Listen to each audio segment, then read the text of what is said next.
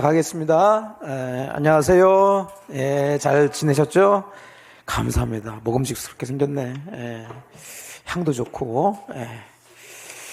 자, 이제 오늘 하면 또 다음 주는 또 설 명절, 우리 특히 뭐 주부님이나 이런 분들이 참 바쁘시기도 하고 고생을 하셔야 될 시기인데, 어쨌든 오늘 좀 나갈 거 좀 정리하시고, 그 다음에 2주에 또 다시 뵈면 되겠어요.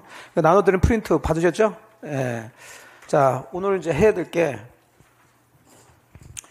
이 불공정한 법률행위. 그러니까 우리가 지금 법률행위를 배우고 계신데, 법률행위는 이제 당사자부터 보시고, 당사자는 우리 시험 범위가 아니니까, 제한능력자가 법률행위 한 것은 취소 사유다. 뭐, 그 정도. 그 다음에 당사자 보았으면 이제 법률행위 목적을 보는 거죠. 그러니까 법률행위 목적에서는 이제 확정 가능 적법 사회적 타당성이 있어야 그 법률행위가 효력이 있어요. 유효한데 그 확정 가능 적법까지 보셨죠. 그러니까 사회 타당성을 지금 보고 계신데 그러니까 우리는 전부 다 보시는 것은 비정상적인 거 그런 걸 다 갖췄으면 유효인데 이런 걸 갖추지 못한 법률행위는 그 효력이 어떻게 되느냐 이제 이걸 따진단 말이에요. 그중에 사회적 타당성이 없는 것들. 자, 사회적 타당성이 없는 것과 관련해가지고 주로 그쪽에서 시험 문제가 뭐 매년 나온다고 그랬는데 세 가지. 103조가 반사회질서 법률행위. 그 다음에 부동산 이중매매가 이제 반사회적 행위에 해당되냐 안 되냐 이게 문제가 되는 거고 그 다음에 이제 세 번째가 이 불공정 법률행위예요. 그러니까 이 불공정 법률행위도 문제 종종 나옵니다. 이건 104조예요. 104조 민법에. 뭐라고 되어 있냐면 당사자의 궁박, 경솔 또는 무경험으로 인하여 그러니까 당사자 양쪽이 다 그런 건 아니에요. 양쪽이 다 궁박, 경솔, 무경험이 된 건 아니고 일방 당사자, 일방. 쓸 필요는 없어요. 일방 당사자가 지금 이런 상태가 있는데 다른 사람이 그걸 알면서 거래, 즉 법률행위를 하는데 공정하게 한 게 아니라 현저하게 공정을 잃은 그게 불공정한 얘기죠. 그런 법률행위를 했으면은 자, 이건 무효로 하겠다. 104조예요. 항상 조문에 이렇게 간단해요. 그러니까 문제는 이제 요 법률행위가 불공정 법률행위에 해당되냐 안 되냐 이제 이게 문제가 되는 건데 자 그거 들어가기 전에 이제 의의에서 가볍게 그래서 요 현저하게 공정을 잃었으니까 이걸 폭리행위라고 그래요. 폭리를 취한 거예요. 일방 당사자 이런 것을 이용해 가지고 한쪽에서는 폭리를 취하는 폭리행위라고도 하는데 요 104조는 우리가 지난주에 배웠던 103조 반사회적 행위의 일종의 보는 하나의 예시로 보는 거예요. 반사회적 행위는 굉장히 추상적이기 때문에 여러 가지가 있을 수 있는데 104조에서 이것도 하나의 반사회적 행위다. 근데 왜 103조라는 법조문을 만들어 놓고 104조를 또 똑같이 103조의 하나의 예시 규정으로 두었느냐? 자, 기본적으로 103조 같은 경우는 양쪽 다 반사회적 행위를 한 것이 일방적이죠. 그래서 이행을 했으면 돌려받을 수 없죠. 그걸 불법원이 구별을 하고 있어요. 그러니까 대표적으로 첩계약인데 첩계약이 남자만 잘못됐나요? 사실은? 여자도 잘못된 거지. 그래요. 그런 것은 이제 103조 적용되는데 여기는 한쪽만 반사회적 행위를 한 거예요. 그러니까 이 양반은 지금 당한 거지. 근데 여기다 그대로 103조 반사회적 행위니까 103조다 그러면 이 사람이 준 것도 돌려받을 수 없게 된단 말이에요. 그래서 이 104조는 103조의 하나의 예시 규정, 반사회적 행위의 일종으로 보는데, 자, 요 104조를 별도로 규정한 이유는 이 피해자 측을 보호하기 위해서 요 법조문을 만들어뒀다. 이렇게 이해하시면 돼요. 그런 취지를 가지고서 이제 공부를 하시면 되는데, 자, 여기까지가 이제 불공정 법률행위에 대한 뭐 기본적인 얘기고, 간단히 이제 설명을 해드릴게요. 예를 듭니다. 가장 현실적인 불공정한 법률행위의 예가 뭐냐면, 여러분들 알박기라고 들어보셨나요? 네, 알박기. 자, 어떤 개발 사업을 하려고 그러는데 그 중에 땅 일부를 가진 사람이 그럼 개발 사업자는 지금 그 땅을 몇 프로 이상 이제 매수를 해야지만이 개발 사업이 진행이 되는데 그걸 궁박한 상태, 급한 상황이죠. 급한 상황을 이용해 가지고 그 땅을 팔아라 하는데도 안 팔아. 그래서 원래는 시가가 한 땅이 한 2억 정도는 되는데 상대방, 그 사업 시행자, 그 사람은 지금 은행에서 대출 받아가지고 월 이자가 몇 억씩 나간다며 이거예요, 지금. 급해. 그걸 이용해가지고 한 2억짜리를 한 10억 정도, 20억 정도, 사가라. 안 그러면 말고. 그러면 이 사업 시행자 입장에서는 다달이 지금 얼마씩 좀 몇 억씩 좀 이자가 나가니까 차라리 그거보다는 조금씩 깎아가지고 한 10 몇 억으로 2억짜리를 그렇게 사서 그냥 진행을 할 수가 있단 말이에요. 그게 대표적인 불공정 법률행위의 일례인데 그걸로 설명하게 되면 조금 여러분들이 정리하기 어려워요. 그러니까 또 하나의 판례는 아주 좀 오래된 판례인데 시골 노인분이에요. 시골 노인.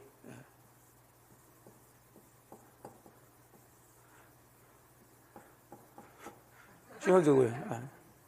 시골 노인. 할머니. 쪽지 짓고. 노인 같아요? 여기까지 이렇게 하면. 좀 더 하자고. 한 90세 정도. 이 양반이, 자, 부동산 가지고 있는데, 뭐냐면, 그 외아들이 하나 있어. 근데 외아들이 이제, 이거 사업을 하다가 망하게 생겼다니까, 지금. 그러면 지금 외아들 하나 있는데, 그 사업하다가 망하게 생겼어. 그럼 가만히 있을 수가 없죠. 자, 이 부동산을 이제 급하게 팔려고 그러는데, 이 양반이 일단은 급한 상황이 되죠. 그 다음에 경험이 별로 없어요. 사회 경험이. 세상 그렇게 그냥 아주 편하게만 사셔가지고 사회 경험이 별로 없어. 근데 어떻게? 그냥 급한 상황에서 이걸 팔려고 내놨단 말이에요. 자, 그럼 살려는 사람이 나올 텐데 당연히 사는 사람은 비싸게 살려고 그래요? 싸게 살려고 그래요? 싸게 살려고 해야지. 그래요. 싸게 사는 게 문제가 되는 게 아니에요. 어느 정도 싸게 사면 괜찮은데 요 놈이 이쪽에 이런 상황을 안 거예요. 굉장히 급한 상황에 있고 이 할머니는 사회 경험도 별로 없고 그럼 이걸 이용해서 저걸 엄청나게 싸게 사가지고 폭리를 좀 취해보자. 그런 의도로 이제 그 협상을 해가지고 매매 계약을 맺는데 예를 들어서 요게 한 10억짜리면 얼마 정도 할까? 한 2억 정도로 매매 계약을 하겠다. 이런 게 좀 문제가 되는 거죠, 이게. 그래서 요 매매 계약이 우리가 좀 전에 보셨던 불공정 법률행위가 되면 이 매매 계약은 무효가 돼서 매매 계약은 했지만 요 사람과 요 사람은 권리 의무가 발생되지 않은 걸로, 즉 이 사람은 소유권 이전 안 해주고 그 다음에 소유권 이전 등을 해줬다 하더라도 말소가 해서 찾아갈 수 있고 이렇게 될 수 있도록 만든 거예요. 그럼 문제는 자 이렇게 해서 매매 계약을 해서 예를 들어서 2억 주고 이전 등기까지 했다고 칩시다. 나중에 정신 차려보건 아니면 아들이 와서 보니까 아니면 주변 사람 보니까 이런 식으로 좀 부동산 거래를 했죠. 가만히 있겠어요? 안 있겠어요? 아니지. 찾아오려고 그러겠지. 그때 주장할 수 있는 게 이 매매 계약이 이 민법 104조의 무슨 행위다? 불공정한 법률행위다. 요 놈이 이제 폭리를 취한 폭리자란 말이에요. 이쪽이 피해자가 되는 거죠.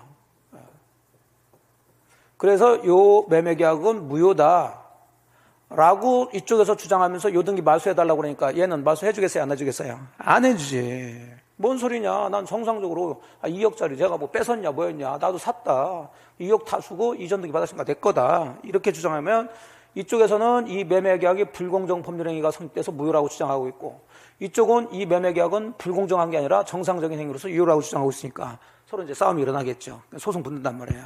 그럼 결국 판사들은 이 매매 계약이 불공정 행위가 되냐 안 되냐 이걸 기본적으로 따지기 시작하는 거예요. 자, 그럼 불공정 법률행위가 성립되기 위해서는 일단 요건이 있어야 되는데 요건. 자, 그래서 제가 이 프린트를 해드린 거예요. 저희 교재가 막 정신이 없어가지고 그냥 간단히 보면 돼요. 뭐 주관적 요건, 객관적 이렇게 시험 문제 안 나니까 그냥 3가지 요건을 갖춰야 돼요. 일단 피해자 측에 지극히 정상인 상태에서는 뭐 급하지도 않고 사회 경험도 많은 사람이 자기 부동산을 싸게 팔 수 있어요, 없어요? 있지. 그거 뭐 당연히 공짜로도 줄 수 있는데 그건 불공정 행위가 아니에요. 불공정 행위가 되려면 이 피해자 측이 좀 전에 법에 보신 것처럼 무슨 상태에 있거나 궁박 또는 성격이 굉장히 뭐하거나 경솔 그다음에 또는 무경험 경험 부족이라면 자 이런 상태에 있어야 돼요. 요건이. 자 그렇지만 피해자 측이 이런 상태에 있다고 해서 이 매매 계약이 다 불공정행위가 되는 건 아니고 또 이 상대방 측, 폭리자 측에서는 이걸 알면서 이걸 이용을 해야 돼요. 알면서 이용해야 돼요. 이용 의사가 있어야 돼요. 그래서 양쪽 당사자에 대한 요건이 이제 갖춰졌죠. 피해자 측은 궁박이나 경솔, 무경험한 상태에 있어야 되고 폭리자는 그걸 알면서 뭐 해야 되고 이용을 해야 되고 그렇다고 해서 다 이게 불공정 행위가 되는 건 아니고, 거래가 만일에 이쪽도 이런 상태고 이쪽도 알면서 이용했지만 10억짜리를 한 8억 정도에 샀다. 그걸 그렇게 불공정하다고 할 수는 없죠. 이 거래 행위가 즉 주는 거하고 받는 거, 이걸 급부와 반대급부라고 그러는데 그 사이에 현저한 불균형이 있어야 돼. 말 그대로 현저한 불균형, 균형이 맞지 않다. 자, 이렇게 세 가지의 요건이 갖춰졌을 때 이 매매계약은 불공정 법률행위가 성립돼서 무효라는 결론에 이르게 된단 말이에요. 그러면 이제 이걸 가지고 하나씩 따져주는데, 이제 판례를 가지고 따지는 거예요. 이건 이제 법에서 정해놓은 거고, 일단 기본적으로. 그러면 판사들은 항상 판례는 그냥 하는 게 아니라 이 법의 취지를 잘 잡고서 판결을 내리는데, 자, 이 백사조는 양쪽 중에서 누굴 보호하기 위해서 법을 만들었다고요? 이쪽에 있죠. 그러니까 요 놈은 이게 불공정해가 된다면 이건 반사적 행위를 하는 사람이야. 이 사람 보호할 필요가 없겠죠. 피해자. 그러면 이쪽을 보호하기 위해서는 이 매매계약이 불공정 법률행위가 돼야 돼요? 안 돼야 돼요?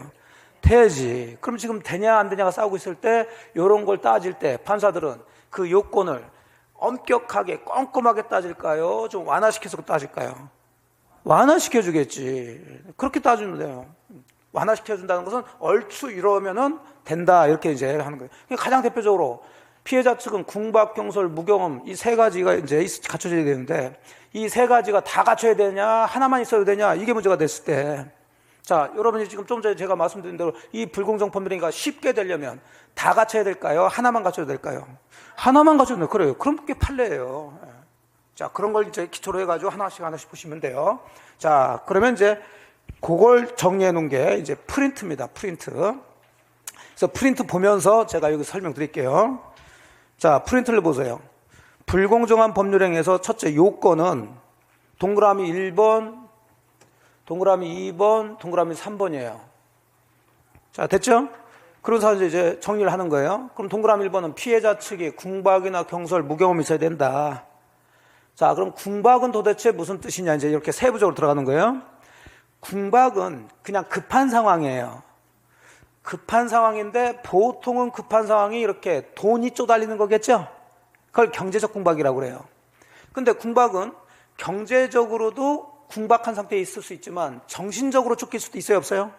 있어요. 정신적으로, 심리적으로 쫓길 수도 있다고. 그럼 여기서 말하는 궁박이 불공정 법리가 되기 위해서는 꼭 돈에 쫓기는 경제적 궁박만 하난다 하는 거하고, 경제적이든 정신적이든 심리적이든 상관없다 그런 거하고, 어떤 게 불공정 법률행위가 성립되기가 쉽겠어요? 상관이 없다지. 완화시킨다니까, 넓게. 그래서 궁박은 경제적 궁박뿐만 아니라 정신적, 심리적 궁박도 다 포함한다. 이해됐죠? 그 격분이 그 얘기예요. 궁박은 경제적, 정신적, 심리적 궁박 상태 다 포함. 그 중에 하나면 돼요. 자, 경솔을 설명하는데 경솔은 뭐 성격이 경솔하다는 얘기니까 할 얘기는 없어요. 그 다음에 이제 무경험은 경험 부족이라는 얘기예요.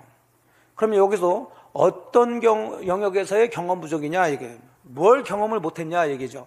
지금 이 사람이 지금 매매 계약을 했는데, 그럼 문제가 된 이 매매 계약을 한 경험이 없느냐, 아니면 이 전체적인 사회 경험이 별로 없느냐. 자, 요 의미를 얘기하는 거예요. 이렇게 얘기했을 때 이 무경험은 지금 문제가 된 이 특정 영역에서의 경험 부족을 얘기하는 게 아니라 거래 일반 사회 경험이 별로 없는 걸 얘기하는 거예요. 그래서 동그라미 디귿, 동그라미 니은번 무경험이라 하면 어느 특정 영역에서의 경험 부족이 아니라 거래 일반에 대한 경험 부족을 의미한다. 그런 거 가지고 이제 장난치겠죠. 자, 디귿은 얘기했죠. 이거 세 개를 다 갖춰야 된다. 그 중에 하나만 있어도 된다. 하나만 있어도 불공정 법률행위는 성립시켜주겠다. 자, 그 다음에 리을번도 아주 잘 나오는데, 만일에 요 양반이 직접 이런 매매 계약을 하지 않고 대리인을 시켰는데, 대리인이 이런 식으로 매매 계약을 했더라는 거예요. 자, 그랬을 때 이제 이 대리인, 이쪽은 이제 본인이라고 그러는데, 자, 그러면 이 매매 계약이 불공정 행위를 무효로 주장하면서 다시 찾아오려고 그러는데, 그러면 어쨌든 법률행위는 병이란 대리인이 했지만 효과는 전부 다 갑이란 사람이 받는 거죠. 그랬을 때 궁박, 경솔, 무경험이 있는지는 본인을 기준으로 보느냐, 대리인 기준으로 판단하느냐, 이제 이게 문제가 되는 거예요. 나중에 대리 파트에서 다시 나오게 되지만, 자, 그건 뭐, 그때 가서 보시고 하고, 요건 그대로 이제 나눠서 외우시면 돼요. 궁박은 궁박 상태냐 아니냐는 본인을 기준으로 판단해요. 그럼 나머지 경솔하냐 안 하냐, 경험이 없냐는 누구 기준으로 판단한다? 대리인이에요. 그럼 이것은 이유도 잡지 말고 그냥 이것만 연결시키면 되겠지. 그러면 항상 제가 둘 중에 하나라고 그랬으니까 두 개 다 잡아, 하나만 잡아. 하나만 잡으면 되죠. 어차피 세 개 중에 한쪽은 본인이고 한쪽은 대리인 기준 판단하라고 그랬으니까. 그러면 이것도 우리 객관식 시험이니까 항상 객관식 써주니까 거기서 힌트를 찾아 들어가시면 돼요. 그러면 궁박한 상태는 본인이냐 대리인이냐 누굴 기준으로 판단하느냐 써줄 거 아니에요. 그럼 여기서 궁박에 뭐가 들어가 있어요? 그럼 본인하고 대리인 중에서 비읍이 들어간 게 뭐예요? 그래서 얘를 기준으로 판단하구나. 이렇게 해서 잡으면 되지, 그럼 나머지는 누구겠어요? 대리인이겠지. 다행히 또 경솔 무경험 중에는 비읍자가 없어. 뭐 그런 식으로 해서 그냥 나누면 된다, 이거예요. 그게 1번. 대리인이 법률행위 할 경우 경솔 무경험은 대리인 기준으로 판단하고 궁박 여부는 본인 기준으로 판단한다. 자, 그래서 피해자 측의 성립 요건 궁박 경솔 무경험을 얘기했어요. 그럼 상대방은 이것만 보시면 돼. 이용하는 뭐가 있어야 된다? 의사가 있어야 돼요. 뭐 큰 문제 없어요. 자, 세 번째 요건으로서 거래 행위가 주는 거하고 받는 것 사이에 현저한 뭐가 있어야 된다? 불균형. 이게 문제가 되죠. 그러면 현저한 불균형이 도대체 어느 정도 차이가 나야지만이 현저한 불균형이냐? 이게 문제가 되죠. 여기 같은 경우 제 얘가 지금 5배 차이 났죠? 자, 그러면 몇 배 차이 나야 된다? 뭐 시가와의 차이가 얼마냐? 자, 이런 걸로 정해져 있는 건 아니에요. 우리 판례는 그건 딱 규정 지을 수 없고 구체적 사건 소송 들어올 때마다 판사가 판단하겠다는 얘기예요. 판사가. 근데 판사라고 해서 마음대로 판단하면 돼요, 안 돼요? 안 돼요. 그래서 판사는 판결문에 자기가 가장 공정하게 판결을 내렸다는 것을 판결문에 써요. 그래서 판사들이 잘 쓰는 용어를 잘 이해하시면 돼, 이게. 자, 그러면 여기서 소송은 누구하고 누가 붙은 거예요? 갑하고 을이 붙은 거지. 그럼 판사는 지금 둘이 싸우는 거에 있어서 판결 내리는 심판자란 말이에요. 그럼 판사는 이 사람들을 이제 소송 당사자라고 그러는데 소송 당사자 입장에서 판결을 내야 될까요? 제3자 입장에서 판결 내려야 될까요? 제3자 입장 판결 내려야지. 그럼 자기는 제3자 입장에서 판결 내린다는 것을 주로 판결문에다가 쓴다고요. 그럼 그걸 뭐라고 얘기하느냐? 자, 당사자들을 주관적이라고 그래요. 주관적. 그러면 이 현저한 불균형인지 아닌지를 판단하는데 당사자의 주관적 가치에 따라서 판단한다. 그럼 맞아, 틀려? 틀려요. 그럼 당사자 입장에서 판단한다는 얘기니까 자기는 제3자 입장에서 판단한다는 얘기예요. 그러면 주관적의 반대가 뭐예요? 객관적으로 판단하겠다는 거야. 즉 객관적은 다른 말로 얘기하면 일반인 입장에서 판단하겠다는 거예요. 그래서 판사가 가장 일반적인 사람 중에 가장 상식 있는 사람이라고 보는 거예요, 결국은. 그래서 주로 판결문에는 주관적 얘기보다는 뭐가? 객관적이라는 단어를 많이 써요. 물론 가끔 주관적도 들어가지만. 그러면 현저한 불균형은 구체적 사건마다 들어오면 자, 판사가 여러 가지를 고려해가지고 판단하는데 그 판단 기준은 당사자의 주관적 가치, 거래상의 객관적 가치, 거래상 객관적 가치에 따라서 판단하겠다. 자, 그러니까 이런 단어의 뜻을 잘 아시면은 이해가 된단 말이에요. 그래서 동그라미 3번이죠. 급부와 반대급 사이 현저한 불균형이 있어야 되는데 기억번. 급부와 반대급부 사이 현저한 불균형은 단순히 시가와의 차익이나 시가와의 배율, 몇 배 차이냐 이런 것으로 판단할 수 있는 것이 아니고 구체적 개별적 사안에 있어서 일반인의 사회 통념에 따라 뭐 이런 얘기 많이 써요. 결정해야 된다. 근데 그 판단에 있어서는 피해자의 궁박경솔 무경험 정도를 고려하면서 당사자의 주관적 가치가 아닌 거래상의 객관적 가치에 의한다. 됐죠? 네, 됐어요. 자, 니은번. 그러면 불균형을 판단하는 기준 시점. 어느 때를 기준으로 해서 판단하느냐? 항상 때가 나오면 뭐한 때? 법률행위 당시. 매매계약한 당시를 기준으로 보는 거예요. 니은번이 그 얘기죠. 불균형 여부 판단 시기에 법률행위 당시를 기준으로 한다. 자, 이렇게 해서 이제 하나하나씩 따져주는 거예요. 이제 이런 소송이 들어오면 판사는. 그래서 맞네, 다 갖춰졌네, 보니까는 이용의사 있네, 객관적으로 판단해 보니까 이거 현저한 불균형 있네. 그러면 이 매매계약은 불공정 법률행위가 돼서 뭐다?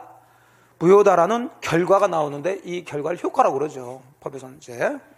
그래서 결국 가로 2번 효과로 들어가게 되는데, 자, 효과 결과는 무효입니다. 그럼 여기서 문제가 되는 게 얘가 정이라는 사람한테 팔아가지고 이전 등기를 했을 때, 그럼 이쪽에서는 이 매매계약이 무효라고 얘한테 주장하면서 찾아와야 되겠죠. 자, 이런 애들을 우리가 누구라고 그랬어요? 제3자. 그럼 제3자가 이 계약이 불공정행위로 무효라는 걸 뻔히 알면서 거래했으면 그런 사람들 보호할 필요가 없겠죠. 자, 모르는 사람, 이 사람들 뭐라고 그래요? 선의. 만일에 얘가 선의 제3자라면 이 불공정 법률행위 무효를 가지고 얘한테도 대항 주장해서 찾아올 수 있냐 없냐 그 얘기죠. 그래서 제가 요 무효 취소 나오면 항상 선의 제3자에 대항할 수 있는지 없는지 이걸 구별하시라고 그랬는데, 이걸 하나씩 보면은 볼 때는 아는 것 같은데 여러 가지가 나오기 때문에 헷갈린다고 그랬어요. 딱 둘로 그것도 나누라고 그랬지. 무효 취소는 원칙적으로 선의 제3자에게도 대항할 수가 있어요. 근데 선의 제3자에게 대항할 수 없는 것은 딱 한 군데, 어디? 의사표시에서 문제가 되는데, 좀 이따 이제 배우실 거. 그럼 여기는 의사표시가 문제가 되는 거예요? 사회적 타당성이 없는 거예요? 사회적 타당성이 없으니까 선의 제3자에게 대항할 수 있다라는 얘기가 나와야지. 그게 효과의 동그라미 1번이에요. 이런 걸 절대적 무효라고 그래요. 그래서 선의 제3자에 대해서도 대항할 수 있습니다. 자, 2번은 뭐 큰 문제 없으니까 넘어가시고, 이제 동그라미 3번이에요. 자, 불공정 법률행위로서 무효로 판명이 됐어요. 그러면 이것을 이제 두 가지, 나중에 무효 취소 파트에서도 나오는데, 이걸 나중에 인정할 수 있냐 없냐, 이거하고 전환할 수 있냐 없냐, 이건데, 이것도 너무 쉬워요. 그냥 외우려고 그러면 외웠다 까먹고 외웠다 까먹고 헷갈리지만, 제가 자꾸 공부는 외우라고 그랬어요? 단어로 공부하시라고 그랬어요? 단어로 공부하시면 돼. 그럼 우리 써주니까 읽으면서 그렇지 하지, 이걸 왜 외워? 그럼 추인이란 단어와 전환이란 단어를 해석하시면 되는 거지. 추인은 추후에 나중에 뭐 한다는 얘기예요? 인정한다는 얘기지. 뭐를? 이 매매계약을. 그 매매계약이 지금 현재 뭐가 돼서? 불공정해서 무효인데 그대로 바꿔서 추인인데 그대로지. 응? 전환은 그대로 바꿔서 인정하겠다는 거예요. 전환이니까. 자, 그러면 보세요. 불공정해서 뭔데? 무효인데 그 불공정한 상태를 그대로 인정되겠어요? 안 되겠어요? 안 되지. 그건 당연한 얘기 아니에요. 근데 이게 불공정 행위로 무효인데 이걸 공정한 것으로 바꿀 수는 있을까 없을까? 있지. 2억을 미안합니다, 10억으로 바꿀게요. 어차피 매매계약은 했으니까 되겠어요? 안 되겠어요? 되지. 그러니까 전환은 되지요. 그럼요. 이렇게 하면 되지. 이걸 외워가지고 뭐 추인 뭐 어쩌고저쩌고 해가지고 이렇게 하는 게 아니지. 근데 우리는 써주니까. 아주 이것도 많이 나와요, 전환도. 자, 그래서 동그라미 3번 불공정 법률행위는 추인에 의해서, 자, 추인은 그대로 인정하는 거니까 되겠어요? 안 되겠어요? 될 수 없죠. 하지만 전환은 가능하죠. 불공정한 걸 공정한 것으로 바꿀 수는 있단 말이에요. 전환은 바꾼다는 얘기니까. 자, 4번은 뭐냐면, 이런 매매 계약을 하면서 을이라는 사람은 아무래도 조금 좀 뒷감당이 이제 문제가 되는 거예요. 왜냐하면 이렇게 지금 계약을 하고 있는데 저쪽에서 나중에 이 매매 계약이 불공정행위로 무효로 소송 들어올 수가 있겠죠. 그러니까 아예 이놈이 단도를 치는 거예요. 매매 계약 하면서, 할머니, 제가 이거 지금 잘 사드리는 거니까, 자, 나중에 돌려달라고, 이거 무효 주장하면서 돌려달라고 소송 같은 거 제기하지 마세요. 그러니까 이 할머니도 그렇게 할게 라고 합의를 했어요. 소송을 제기하지 않기로 뭐 했다고? 합의했다고. 무슨 합의? 부재소 합의. 그래요. 이렇게 말을 이렇게 하나씩 쪼개서 보는 거지. 부재소 합의 그러면은, 그래 놓고 뭐 무효다 이래버리면은 이게 뭔지 몰라. 자, 그러면 매매계약과 함께 나중에 소송으로 다투지 않겠다라고 합의가 했다는 얘기죠. 근데 나중에 이 매매계약이 불공정행위가 돼서 뭐가 됐어? 무효가 됐는데, 그럼 얘 보고 돌려달라고 해야 되는데 얘가 돌려주지 않으면, 소송 제기하지 못한다면 이거 매매계약이 불공정행위로 무효가 되든 뭐가 되든 뭐 상관이 있겠어요? 없겠어요? 없지. 계속 피해를 당하겠지. 그러니까 이 부재소 합의도 이 매매계약이 불공정이 무효라면 똑같이 뭐가 돼야 되겠어요? 무효가 돼야 되겠지. 4번 이거 얘기입니다. 불공정 법률행위 불이익을 입은 당사자가 불공정성을 소송 등으로 주장할 수 없도록 하는 부재소 합의. 부재소 합의 체크하시고 맨 마지막 무효다 이렇게 보시면 돼요. 자, 괄호 3번 이제 적용 범위. 그것도 아주 자주 나오는데, 그러면 불공정 법률행위가 성립되는 것이 모든 법률행위가 다 불공정행위가 돼서 무효가 될 수 있느냐 그 얘기인데, 거기도 두 가지죠. 적용되는 게 있고 안 되는 게 있죠. 예, 그러면 한쪽만 보시라고. 일단은 한쪽만 보는 것은 기본 기준이 적은 것이거나 시험에 자주 나오는 거죠. 자, 여기서는 적기도 하면서 시험에 자주 나오는 거예요. 적용되지 않는 거예요. 두 가지가 있어요. 일단은 불공정한 법률행위가 되려면 그 법률행위가 급부와 뭐가 있어야 돼? 반대급부가 있어야 돼요. 그러니까 주고받는 게 있어야 돼요. 근데 법률행위 중에서는 주는 것만 있고 받는 건 없는 그런 행위를 우리가 무슨 행위? 무상행위라고 그런단 말이에요. 증여 같은 거. 그런 것도 있을 수 있겠죠? 그런데는 불공정이라는 게 있을 수가 없어요. 적용되지 않는다고. 첫 번째, 무상행위 또는 증여행위는 불공정 법률행위가 적용될 수 없다. 성립될 수 없다. 그 다음에 요 부동산이 경매로 나와서 유찰돼가지고 10억짜리를 2억에 경락받았어요. 아, 이렇다고 해서 이 경매가 불공정이니까 무효니까 경락받은 사람 다 돌려줘라. 되겠어요? 말도 안 되지. 이건 법률행위도 아니죠. 그래서 경매는 불공정 법률행위가 성립될 수가 없습니다. 예. 자, 그렇게 해서 이제 불공정한 법률행위, 그걸로 정리하는 거예요. 저희 교재는 왔다 갔다 해서 깔끔하게 정리가 됐죠. 그러면 보셨으니까 이제 문제를 한번 풀어봅시다. 바로 그 밑에 기출문제를 풀면서 어떤 식으로 문제가 나오는지. 어렵진 않아요. 자, 1번 들어갑시다. 불공정 법률행위가 난 설명으로 틀린 것 그랬죠. 자, 경매 적용돼야 안 돼? 안 된다고 그랬고, 무상계약에도 안 되고, 전환은 된다. 대리인 나오면, 자, 궁박이 나와서 비읍 찾아야죠. 비읍이 안 나오고 대리인 나왔으니까 요 놈이 틀렸겠네? 본인 기준이 되겠죠. 자, 불공정한지에 해당되는지는 어느 때를 기준으로 보자? 계약 체결 당시. 그러니까 몇 번? 4번이지 뭐. 자, 2번 문제 들어갑니다. 틀린 거. 궁박은 정신적, 심적 원인에 기여할 수도 있다. 경제적 뿐만 아니라. 무경험은 특정 영역에서 거래 일반에 대한 경험 부족을 말한다. 대리인 또 나왔어. 자, 뒤에 궁박 나왔어. 뒤에 또 본인 나왔지요. 예. 맞죠? 예. 4번 급부와 반대급부 사이 현저한 불균형이 존재하는지는 어느 때를 기준으로 해서 법률행위 당시. 예. 5번 급부와 반대급부 사이 현저한 불균형 판단은 피해자의 궁박 등 소용 정도를 고려하면서 당사자의 주관적 가치 아니죠. 거래상의 객관적 가치. 그럼 5번이 되겠죠. 그래. 어렵지 않아요. 기억만 한다면. 저 까먹어서 그런 거지. 근데 뭐 요 정도면 요 정도 내용이면 그렇게 어렵지도 않고 충분히 볼 수가 있죠. 자, 그래서 이제 법률행위 목적과 관련된 것은 다 이제 정리했어요. 사회적 타당성까지. 자, 그러면 이제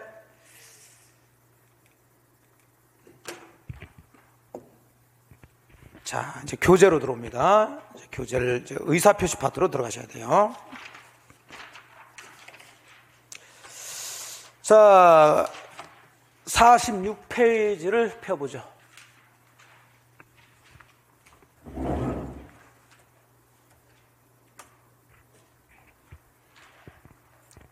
자, 법률행위 목적 보셨고, 이제 의사표시를 보죠. 자, 요 의사표시도, 작년 같은 경우는 4문제가 나왔어요. 굉장히 많이 나오는데, 보통은 그렇게 나오지 않고, 한 2문제 정도, 2-3문제 정도 나온다 보시면 돼요. 그러면 의사표시에서 우리가 봐야 될 것은 기본적으로 정상적인 의사표시, 비정상적인 의사표시. 비정상적인 거예요. 비정상적. 그럼 비정상적인 것들이 뭐가 있는지 48페이지를 보시면 그 도표가 있을 거예요.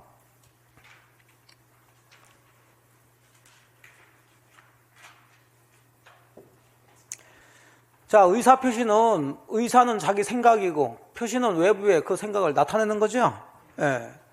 자, 당연히 이 생각은 권리 변동을 일으키려는 생각이다. 항상 우리는 결론 권리 변동. 그걸 법률 효과라고 그러죠. 자, 요게 정상이 되려면 의사와 표시가 일치가 돼야 되죠. 그럼 비정상이라면 의사와 표시가 뭐인 거?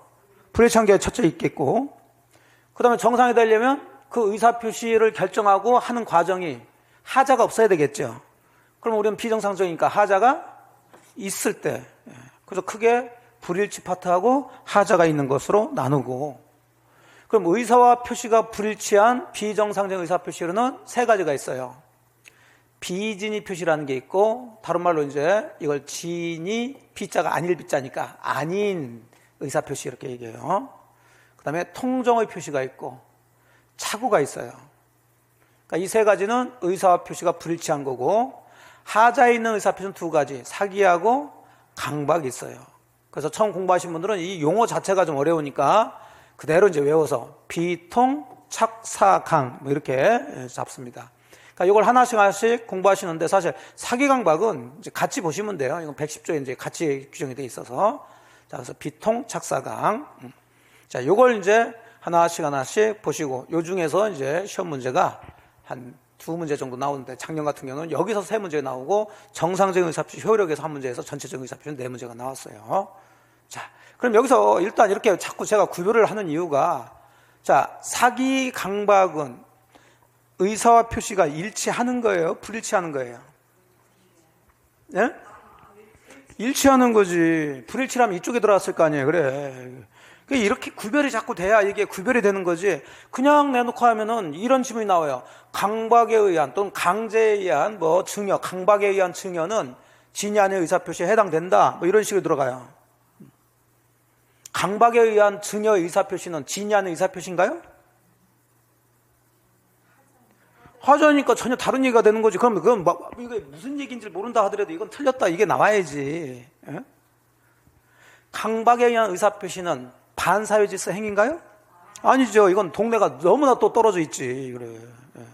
그러니까 이렇게 구조를 딱딱 잡으면서 공부하시면 굳이 외우지 않더라도 아 얘는 이쪽인데 얘는 이쪽인데 이걸 같이 보면 안 된다 이거예요. 이게. 그러니 공부를 자꾸 그렇게 하셔야 된다고.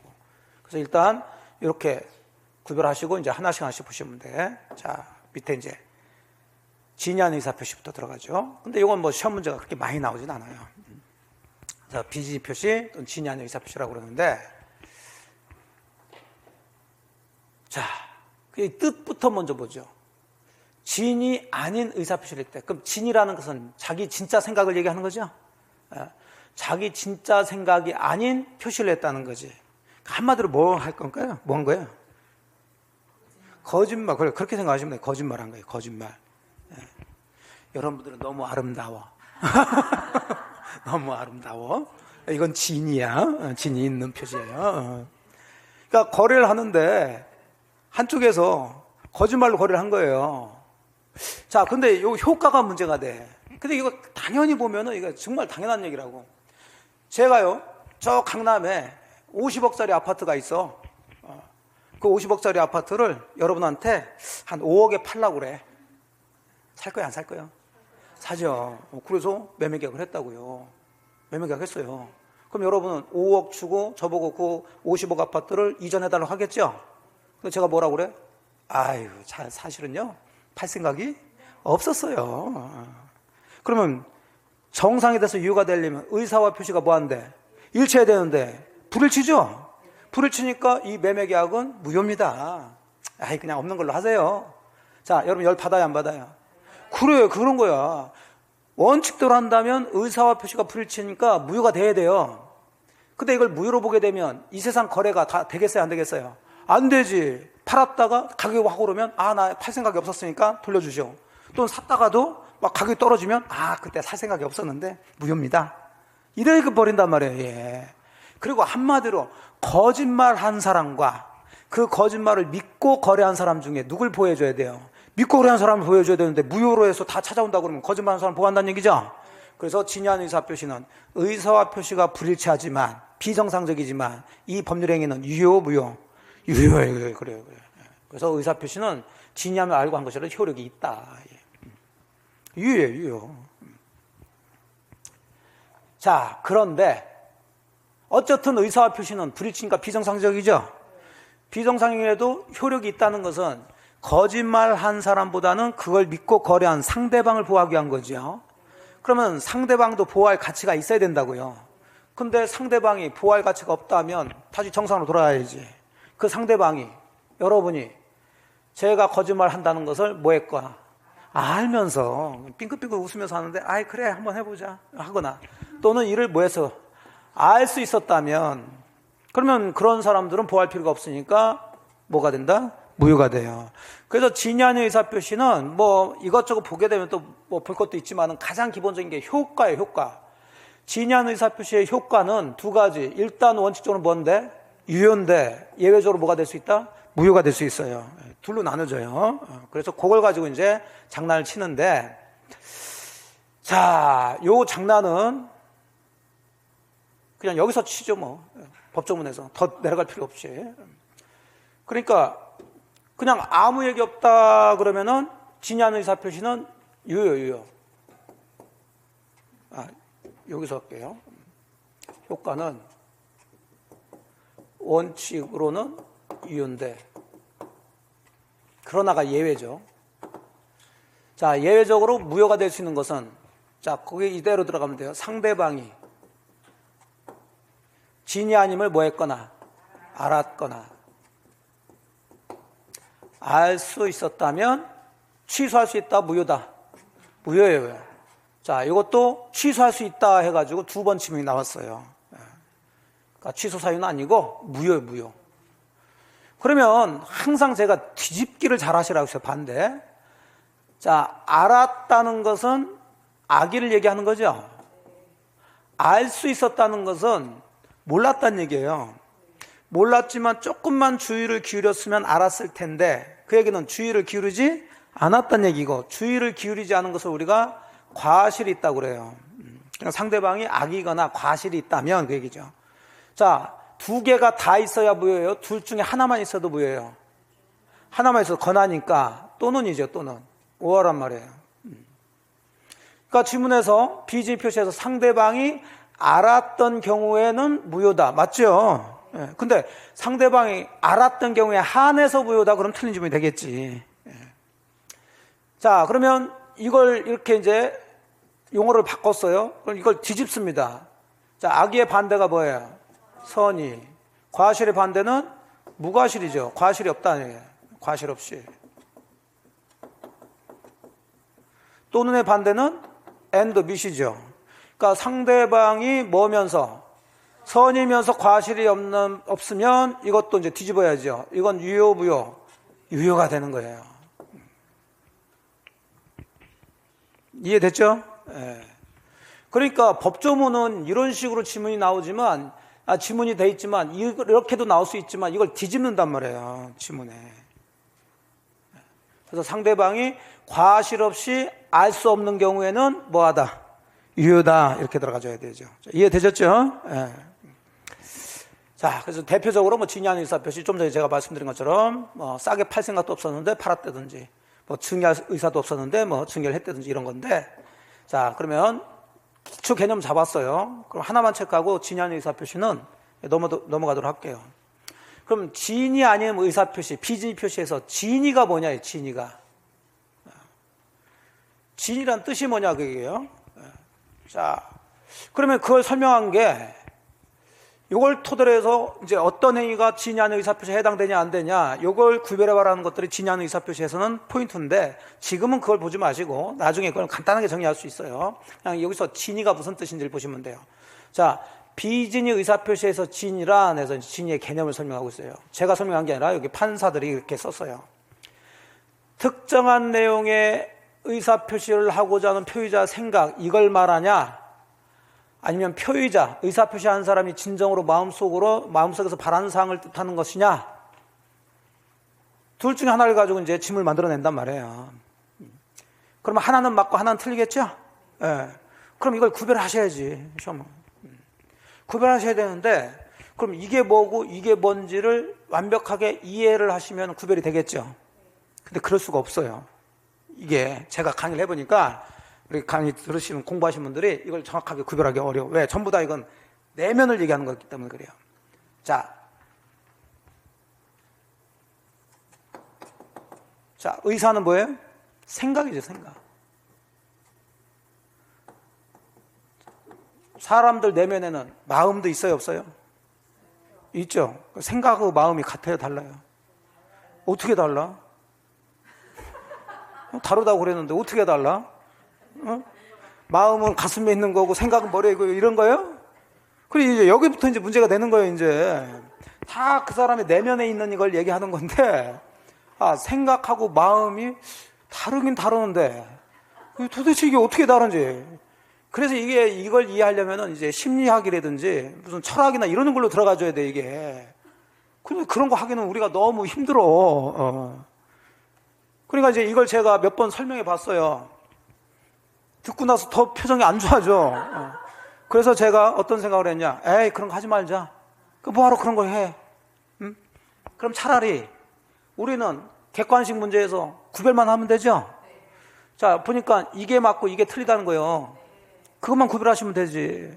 그러면 제가 항상 강조하는 게, 우리는 써주는 거고 써준 거에는 힌트가 들어가 있어요. 그걸 힌트를 잡아서 아까 궁박 하면은 비읍이니까 본인 이렇게 써주면 되지. 왜 그러냐를 알 이유가 없단 말이에요, 이게. 우리 시험이란 것은. 그럼 이것도 그대로 비슷하면 돼요. 자, 뭘 물어보고 있어? 진이. 그럼 진이란 게 말 그대로 여기다 쓸까요? 진짜 뭐란 얘기야? 의사 표시란 얘기야. 진짜 의사. 그럼 진이를 설명하려면 이런 단어가 들어가야지. 그럼 위에 읽어보니까 이게 들어가 있죠? 그러니까 맞는 얘기고, 여긴 눈 씻고 찾아봐도 마음 얘기가 나오지만 이건 의사 표시가 아니라는 거지. 무슨 얘기 이해되셨나요? 그러면 이거하고 이게 뭔 얘기냐? 뭘로 들어도 우리는 진이가 뭐냐 물어보면 뭐 찾아서, 의사별 찾아서 이게 들어가는 것이 맞고 안 들어간 것은 틀리구나. 이렇게 구별하시면 되지. 어렵게 생각이 뭐고 마음이 뭔지 이렇게 생각하면서 이런 거 하면서 할 이유가 없지. 이해되셨죠? 그래요. 시험 공부라는 건 그런 거니까. 자, 그렇게 해서 이제 진이 아닌 의사표시에 대한 얘기들을 좀 해봤어요. 이건 그렇게 시험 문제가 많이 나오지 않기 때문에 그냥 요 정도에서 보시고 일단 문제도 풀 필요는 없고요. 자, 그러면 쭉쭉 들어가셔서 이거 다 똑같은 얘기를 한 거예요. 이거 하나만 좀 체크할게요. 하나만. 이제 진이 아닌 의사표시에 해당되냐 안 되냐, 이제 저희 교재가 왜 그걸 제가 설명드리지 않냐면, 이 진이 아닌 의사표시에서 가장 기본으로 물어보는 게 이 행위가 진이 아닌 의사표시에 해당되냐 안 되냐, 이걸 물어보는 건데, 저희 교재는 저기다 놓고 여기다 놓고 여기다 놓고 이렇게 여기 나왔기 때문에 이게 정리가 안 돼요. 이쪽은 되는 거라고 이쪽은 안 된다고 또 되는 거 이렇게 돼버렸어. 그러니까 나중에 이제 제 요약서 보면 되는 건 되는 것대로 안 되는 건 이렇게 모아놔야 된다고.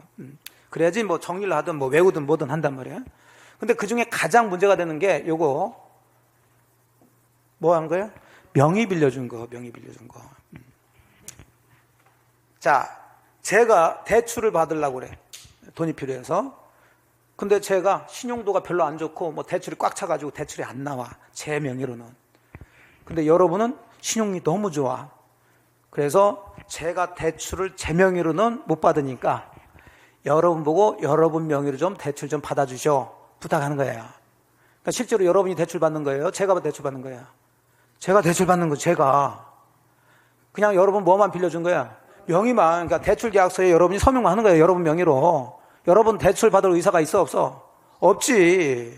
그래서 대출 받았단 말이에요. 명의 좀 빌려주실 거요? 자, 그래서 대출 받아서 돈은 제가 쓴다고. 그럼 갚는 것도 제가 갚아야지, 여러분 명의로. 근데 못 갚았다는 얘기지. 이럴 때 당연히 은행에서는 누구한테 독촉을 할까?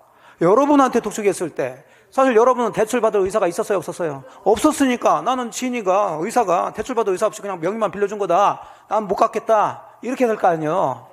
그럴 때 이게 진이 아닌 의사표시에 해당되냐 안 되냐, 이게 문제가 됐던 거예요. 이해됐죠? 근데 우리 판례는 명의를 빌려줬다는 것은 그 서류에 작성된 내용을 자기가 책임지겠다는 의사는 있다고 보는 거예요.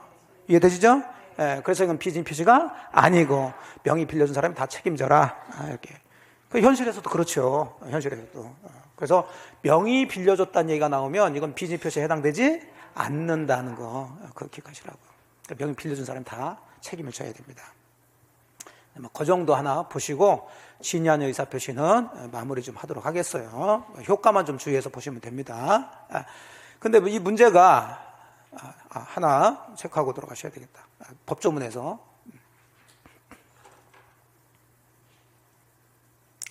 자, 여기. 자, 지인이 아닌 의사표시는 원칙은 유효인데 상대방이 알았거나 알 수 있으면 뭐예요? 무효. 그럼 항상 이 무효 취소가 나오면 선의의 제3자에게 대항할 수 있냐 없냐 이게 문제가 되는데, 자, 이제 우리는 의사표시 들어왔죠? 그래서 의사표시에서 비정상적인 의사표시로 무효나 취소가 된다면 맨 마지막은 항상 선의 제3자에게 뭐하지 못한다, 대항하지 못한다로 끝난다고. 이제 지금부터는 그걸 딱 구별하면서 들어가시면 돼요. 자, 여기까지 해서 지인이 아닌 의사표시를 좀 보셨고요. 이제 조금 쉬었다가 51페이지에 이제 통정의 표시, 이제 그거 들어가도록 하십시다.